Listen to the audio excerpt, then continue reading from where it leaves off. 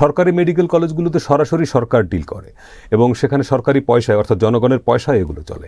বেসরকারি মেডিকেলগুলোতে সরাসরি জনগণের পয়সায় চলে না, সেখানে শিক্ষার্থীরা অনেক টাকা দিয়ে পড়াশোনা করেন। পুরো শিক্ষা জীবনে উনি যে টাকাটা সংশ্লিষ্ট মেডিকেল কলেজকে দিয়েছেন সেই টাকার একটা অংশ কিন্তু ইন্টার্নশিপের সময় ওনারা ফেরত পান, এক অর্থে ফেরত পান কিস্তিতে, এক অর্থে। বেসরকারি মেডিকেল তো ব্যবসা করে, তো ইন্টার্ন চিকিৎসকরা তো সেবা দেন। ইন্টার্ন চিকিৎসক যারা সরকারি মেডিকেল কলেজে পড়াশোনা করছে তাদের মতো বেসরকারি মেডিকেল ইন্টার্নরাও কিন্তু দাবি তুলেছেন যে তাদের জন্য কোনো প্রজ্ঞাপন আসুক। তারাও প্রজ্ঞাপনের অপেক্ষায় আছেন, কিন্তু তারা এখনো পর্যন্ত সেটা শুনতে পারেননি। তো তাদের যে ভাতা বৃদ্ধির যে আবেদন বা 20,000 টাকা করার যে তাদের প্রত্যাশাটা, এটার অপরিহার্য ধরে নিয়ে একটু বলবেন।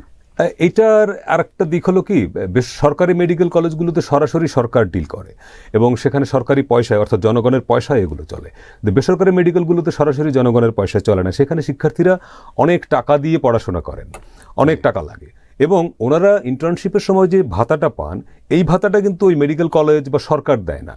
অর্থাৎ তিনি ভর্তি হওয়ার সময় যে পুরো শিক্ষা জীবনে উনি যে টাকাটা সংশ্লিষ্ট মেডিকেল কলেজকে দিয়েছেন সেই টাকার একটা অংশ কিন্তু ইন্টার্নশিপের সময় ওনারা ফেরত পান, এক অর্থে ফেরত পান কিস্তিতে, এক অর্থে, শব্দটা খারাপ শোনাচ্ছে, কিস্তিতে ফেরত পান।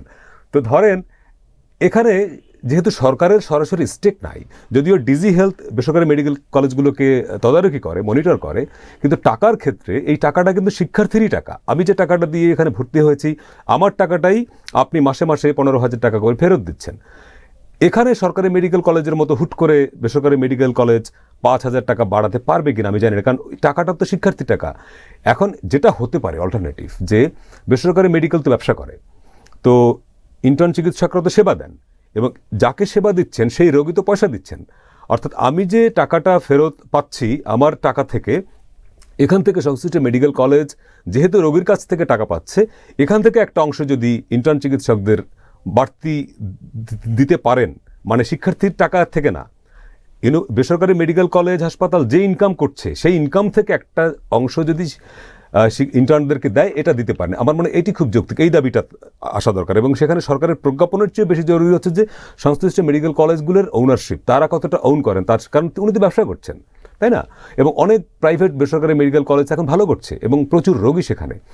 তাহলে যেহেতু আপনি ইনকাম করছেন এবং একটা বড় সার্ভিস ফার্স্ট এইডটা তো দিচ্ছেন ইন্টার্নরা, তাই না? মানুষ প্রথম ইমার্জেন্সিতে যায়, সেখানে ইন্টার্নরাই তো মূল সাপোর্টটা দিচ্ছেন। ফলে আমার মনে হয় যে বেসরকারি মেডিকেল কলেজগুলো তারা যে পয়সা ইনকাম করছেন সেখান থেকে একটা অংশ এই উসিলায়, অর্থাৎ যেহেতু সরকারি মেডিকেলে বাড়লো ভাতাটা, ওনারা কিন্তু এটা দিতে পারেন। এটা আন্তরিকতার উপর নির্ভর করে।